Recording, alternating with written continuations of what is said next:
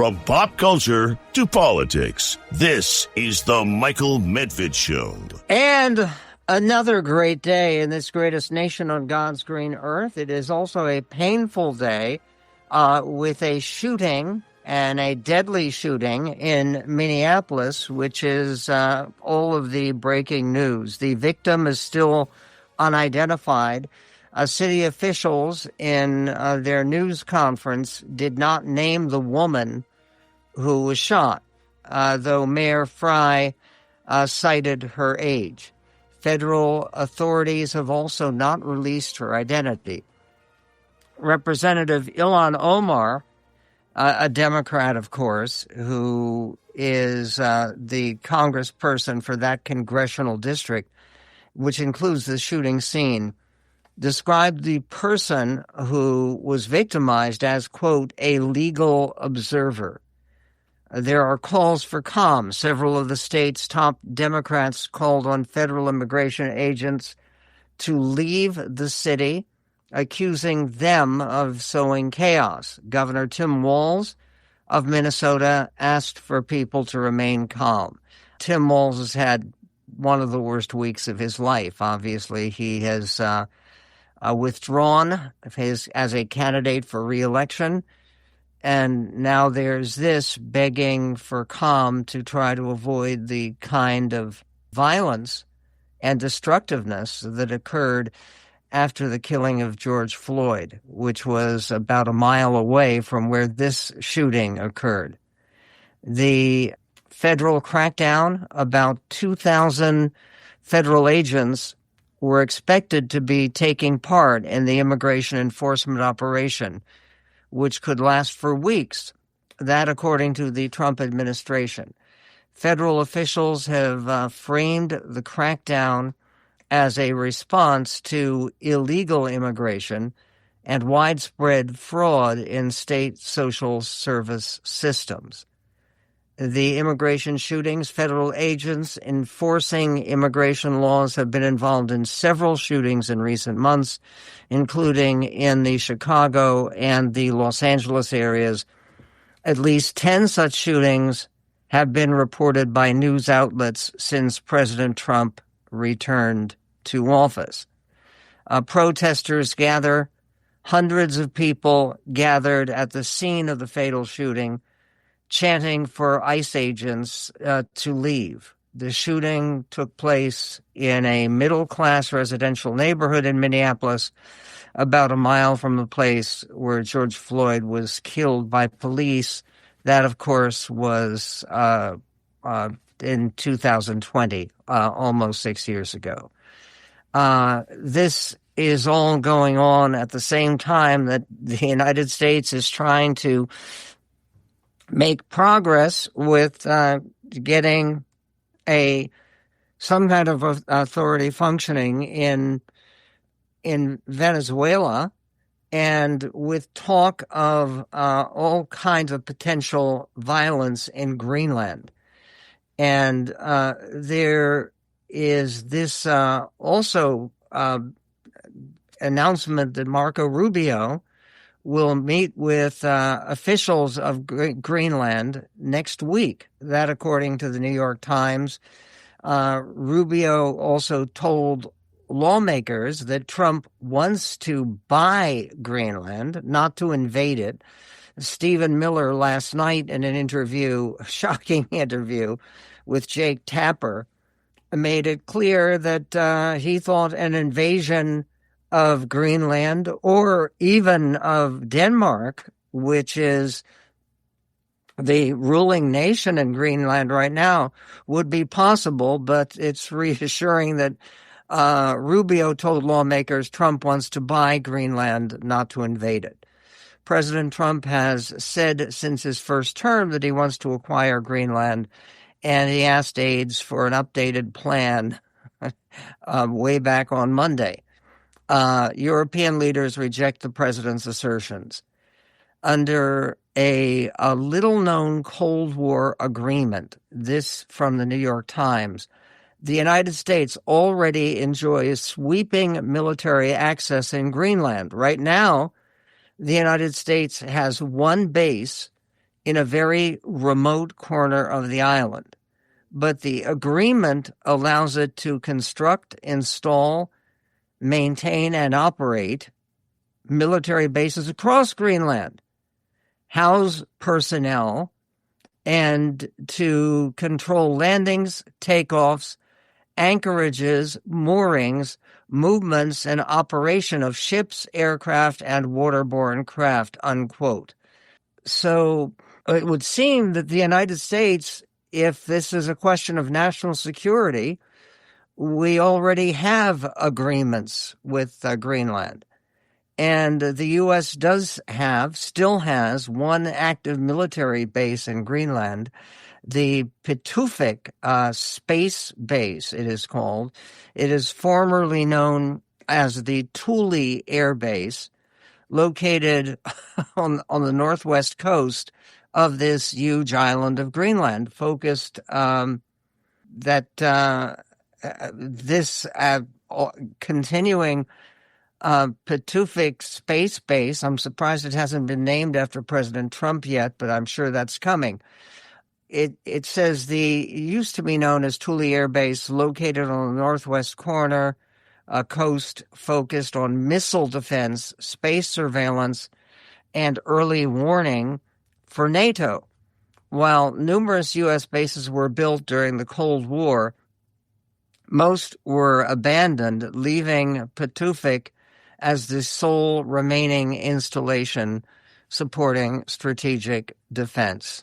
There is one comment which sends all of this into context by Representative Don Bacon, who is a Republican, a former admiral, I believe, in the U.S. Navy, who says this is really dumb. He was actually referring specifically to the Stephen Miller comments on CNN about invading Denmark and Greenland. And there's an editorial, and a very important one, in the Wall Street Journal that says Americans are trying to figure out President Trump's goals in Venezuela, but spare a thought this week for Greenland. The president has good strategic instincts, says the Wall Street Journal, about the world's largest islands, so it's regrettable that his interest is developing into a self-defeating exercise in U.S. bullying. We need Greenland, Mr. Trump said on Air Force One this weekend. It's so strategic. Right now, Greenland is covered with Russian and Chinese ships all over the place. We need Greenland from the standpoint of national security, the president said. The U.S. does need to hedge against future Russian and Chinese inroads in the Danish territory. Nearby are vital submarine lanes and the island hosts U.S. missile defense radars that protect the homeland. Beneath the ice are reserves of rare earth minerals. Liberals booed Arkansas Senator Tom Cotton in 2019 when he suggested buying the island, but he had a point. The problem is that Trump and Stephen Miller are now not talking about buying anymore. The Danes have been very clear that Greenland is not for sale. But the invasion talk, the Wall Street Journal editorial says, is probably Trumpian bluster to prod a negotiation to buy the island or end up with some other expanded U.S. presence. But even the suggestion of force is damaging America's interests across the Atlantic. Why? How? We will get to that and more coming up on The Medved Show.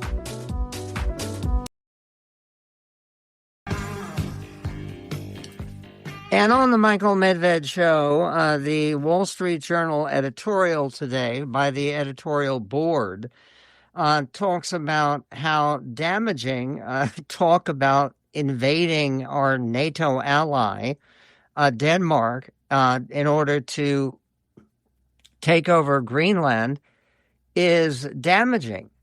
It is damaging America's interests here at home and across the Atlantic. in terms of the future of NATO. So says the Wall Street Journal. They write that Danish Prime Minister Mette Frederiksen was candid that if the United States chooses to attack another NATO country militarily, then everything will come to an end, including NATO itself. The truth of that statement is what makes military action from Mr. Trump hard to take seriously. But feuding with friends over Greenland is giving Vladimir Putin another wedge to divide America from Europe to his benefit. That means less U.S. leverage for driving a good and durable Ukrainian settlement.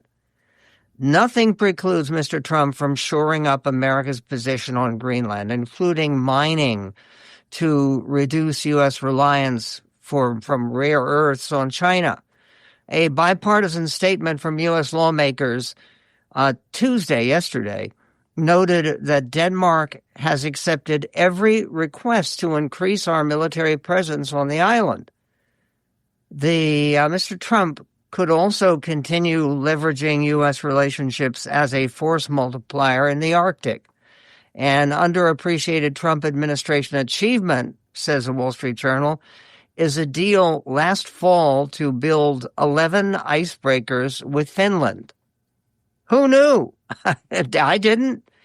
The Danes spent 3.2% of their economy on defense last year, up from 1.15% in 2014, so they can contribute.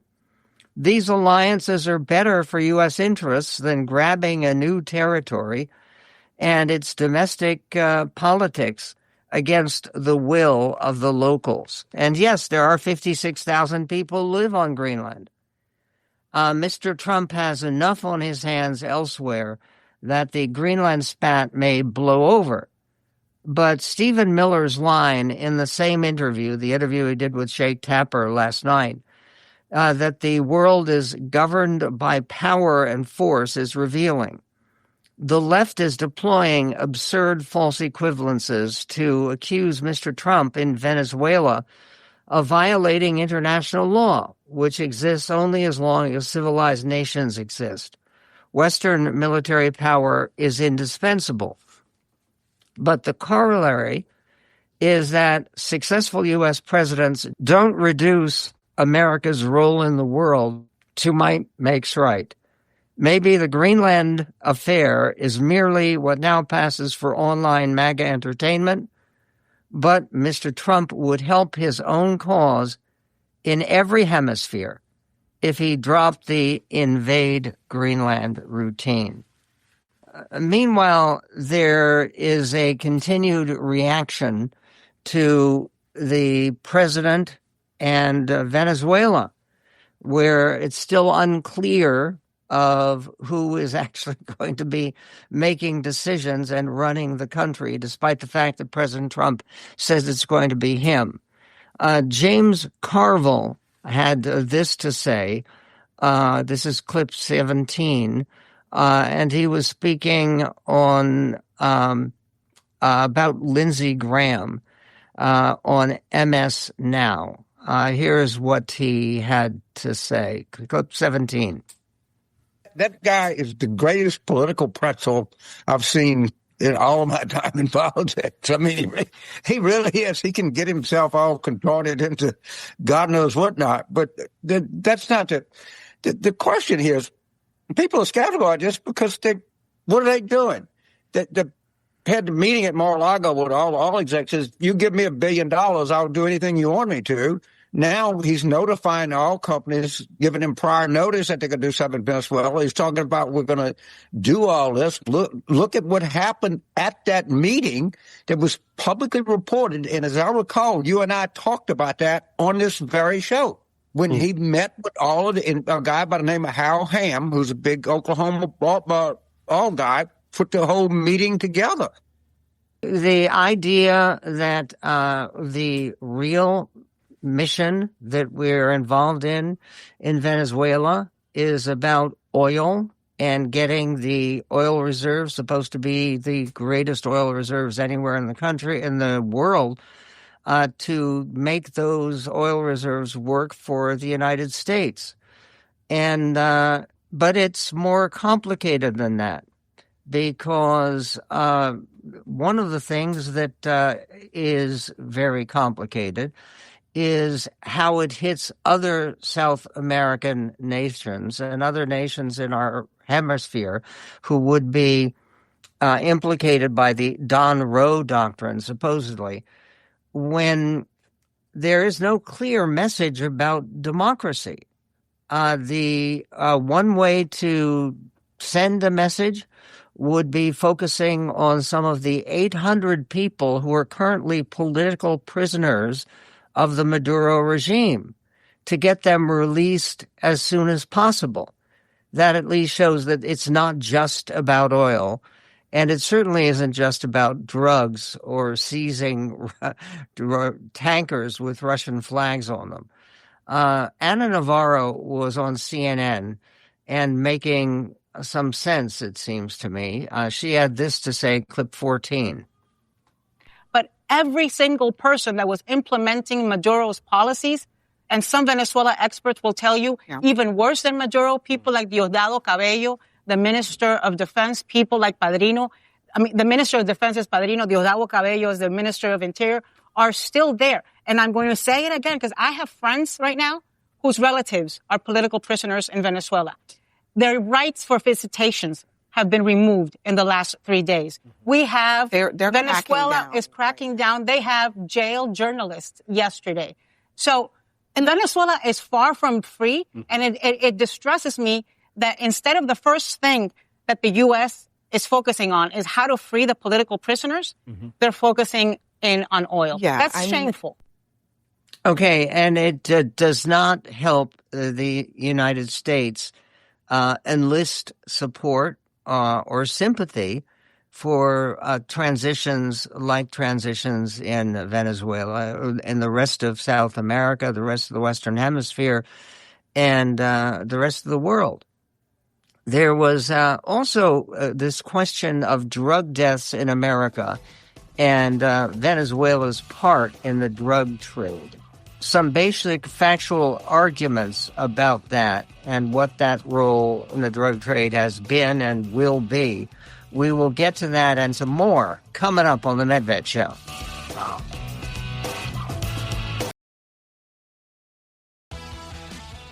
And some of the confusion regarding Venezuela has to do with basic facts about the situation and about the conflicting messages that are coming out of the Trump administration and their supporters, people including Lindsey Graham, who has been extremely emotional on supporting President Trump on this issue. He also made the point that he believes that President Trump is by far the greatest president we've ever had.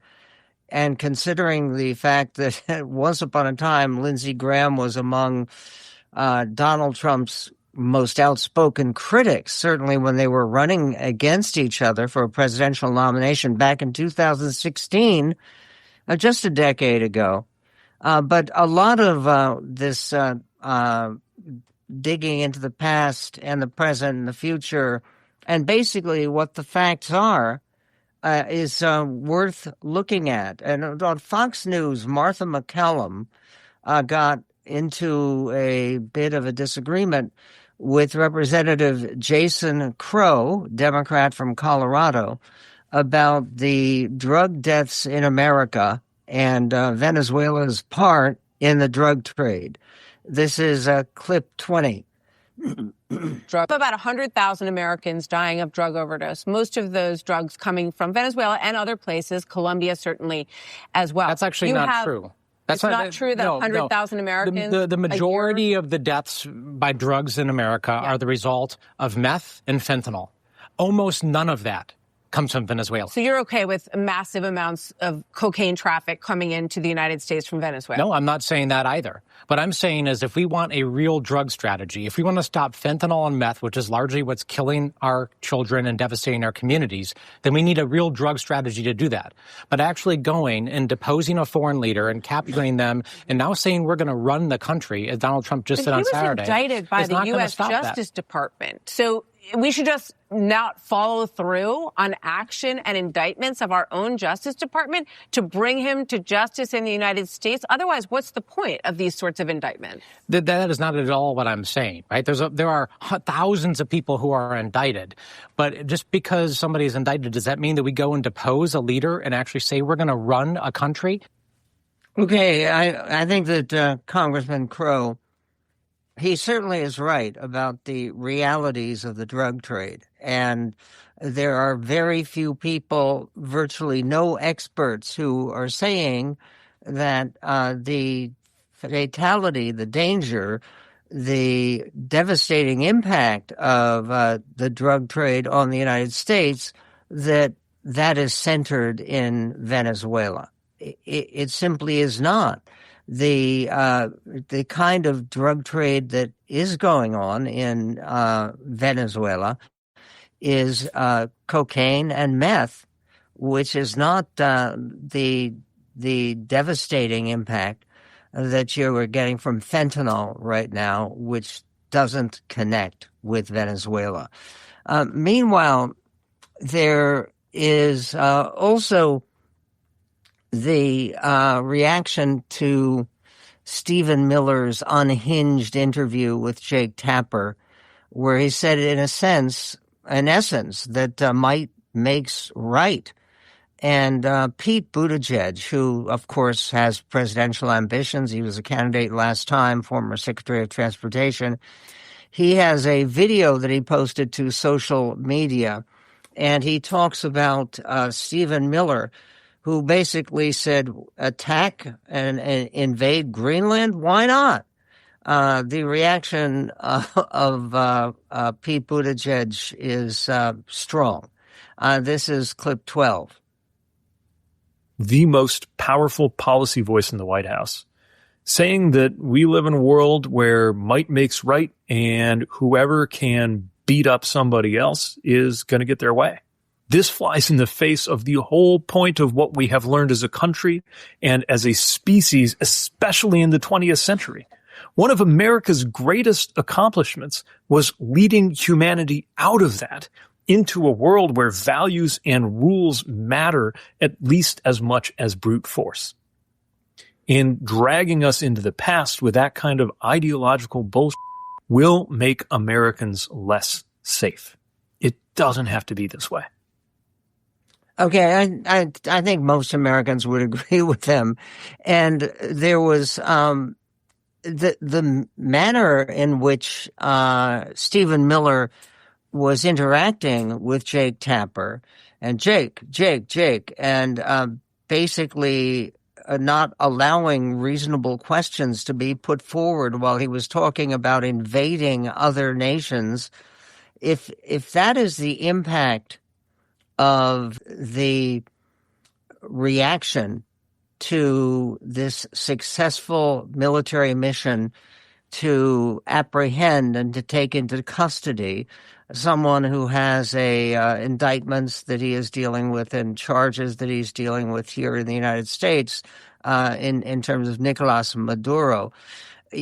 Okay, you can understand that you can support this decision on a lot of bases, but to suggest that this is a pattern that ought to be followed for the benefit of the United States is dangerous and actually irrational. James Carville helped explain why on MS Now, clip 10. Who benefits from this operation? We're doing all this. Who's going to be the winner? Is a deputy sheriff in some rural Iowa going to be the winner here? Is a dental hygienist? And Western Montana going to be the winner here? I don't think so. You're not. There are no shoe clerks in this poker game, and you're not in it. It's not going to affect your life. In fact, it could very well adversely affect your life, because we're saying international order doesn't matter. Anybody could look, if it was legitimate to invade a corrupt and an attempted authoritarian nation, then we better get troops on San Francisco and Boston and all up and down the east and west coast, because we would be ripe for invasion if somebody wanted to overturn a massively corrupt regime, which is, in my opinion, which we have here right this minute. And I think it's unfolding right in front of us. Okay, again, to single out the problem of corruption with the current regime, that takes this in a partisan direction that may not work. Meanwhile, there was yesterday was the 5th anniversary, as everyone knows, of the January 6th attack on the Capitol building. And what's fascinating here is to look at something that was posted on the official whitehouse.gov website. So this is officially from the White House. And they posted a note about Mike Pence. And this is not from years ago. This is yesterday. And they wrote, "Betrayal of the President, Mike Pence refuses to act." Vice President Mike Pence, they wrote, who had the opportunity to return disputed electoral slates to state legislatures for review and decertification under the United States Constitution, chooses not to exercise that power in an act of cowardice and sabotage. Instead, Pence presides over the certification of contested electors, undermining President Trump's efforts to address documented fraud and ending any chance to correct the election steal. In other words, the White House website officially seems to be endorsing those people who are chanting, "Hang Mike Pence, hang Mike Pence," and doing so retroactively 5 years later. What else about the reaction to that anniversary? We'll get to that and more coming up on the Medved Show. And on the Michael Medved Show, one of the difficulties for the country, and it's true, I think, for all media, it's true for people on the right, it's true for people in the center, it's true for people on the left, is dealing in a balanced way with the commemoration of the 5th anniversary of the attack on the Capitol building on January 6th of 2021. And that particular attack, the reason that this anniversary was so significant is not because it also includes not just the 4 years having passed, but the first year of Trump's new administration after his return to the White House. So it's particularly relevant. But also to try to understand what is really going on in the country, which is that occasionally there are moments where, as much as you want to be bipartisan and you want to be fair and you want to give people a chance, you can't look back on some events and not feel that there was a real failing on one politician or another. For instance, I think there are very few people, including in the Democratic Party, including the Democratic High Command, who would say that, Joe Biden did a great job handling the withdrawal from Afghanistan. It was a terrible job. It was messed up. But by the same token, when you're coming up to this brief mention of this January 6th anniversary, and you're trying to talk about a situation where some 1,600 Americans, 1,600 people got arrested, and either convicted or pleaded guilty and then got pardoned. This is a big issue. It deserves more than the passing mention it got on the CBS Evening News, which is now under the control of Barry Weiss and is trying to be more balanced. But this is the way that they acknowledged the January 6th anniversary last night, clip 18. Also tonight, 5 years after the January 6th attack, a group of pardoned defendants marched through Washington. President Trump today accused Democrats of failing to prevent the attack on the Capitol, while House Democratic leader Hakeem Jeffries accused the president of, quote, whitewashing it. Okay, that's it? That's it? There is a lot more to it than that. As you saw in the whitehouse.gov posting on their official White House website, the attack on Mike Pence and basically blaming him for everything. Now, part of this, it goes back in history. And one of the things worth mentioning in this basic commemoration that we just had is Scott Jennings, who is one of President Trump's most effective defenders today. And he's really does a loyal job, good job backing President Trump. But back in 2021, on January 6th, the day of the Capitol riot, he was a very different Scott Jennings. He appeared on CNN and had this to say about the events in the Capitol. This is clip 6. So if you wanted to strictly look at his oath, he's violated it. You could probably make an argument he violated it this weekend when he called the Georgia Secretary of State as well, which seems like a lifetime ago. I don't know the answer. I know that there are things being discussed. I don't know what the right thing to do is. Tonight, he doesn't seem like, to me, based on the tweets that were removed, that he learned any lesson after this got out of hand today. This is what you get when you steal an election. He didn't learn anything when this happened today. And so if that's going to be his attitude for the next 2 weeks, I'm very fearful of what other insurrection-type activities. And that's exactly what it was. It was an insurrection, and it should be labeled as such. I can't believe more people haven't been arrested for storming the Capitol of the United States. And I can't frankly believe there are still Republicans tonight siding with the people who stormed the Capitol by voting for these objections, siding with the people who are wearing animal pelts and horns and scaling down the walls of the U.S. Senate. It's absurd, and it's a stain on this president, on our party, on our country. And I cannot believe what I saw on my television today and had to explain to my children at home. Okay, Scott Jennings making sense in 2021. You know who else made sense? Emotionally, Lindsey Graham, speaking on the floor of the Senate on January 6th of 2021.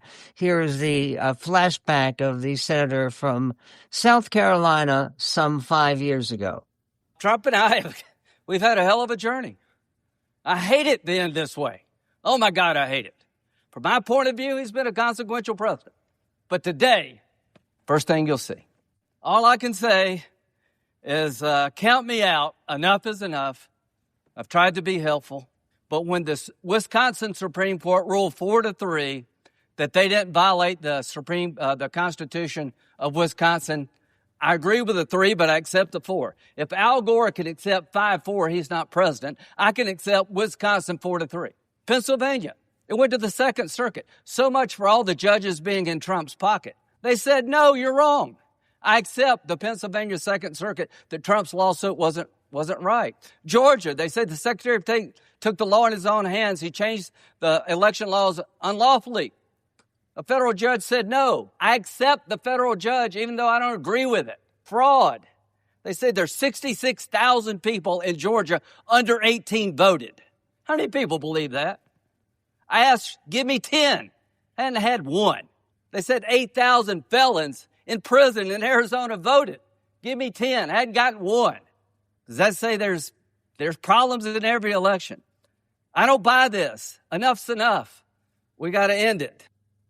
And eventually they did, through the help of Lindsey Graham with that perspective. Meanwhile, perspective on somebody else who has some political leanings, that individual is George Clooney. And he is the star of an acclaimed new movie, which may get some Oscar attention, probably not too much, but it's a film called J. Kelly. Listen. Now it's time for Michael Medved's Eye on Entertainment. Adam Sandler plays a serious role as a devoted, loyal, tireless Hollywood agent. And George Clooney is the international movie star he represents. His name in the film is J. Kelly, and that's the name of this film from acclaimed director Noah Baumbach. J. Kelly, so handsome. Look at you. You're the American dream. The last of the old movies. I'm down here. You're up there, you're down here, you're in here. We did this together. Well, one of the things the two characters do together is take a trip to Europe where the big star is going to be honored with a tribute in Tuscany. But this means that he won't be able to spend the time that he wanted to make to get closer to one of his daughters who's taking her own trip to Europe with her friends. I'm leaving on Saturday for Paris. This is your last summer. It'll be so lonely here without you. Thinking about her leaving, I feel like I missed it. Jay's having a nervous breakdown. It's bad. Does none of this mean anything to you? Because it means something to me. I mean, you're Jay Kelly, but I'm Jay Kelly too.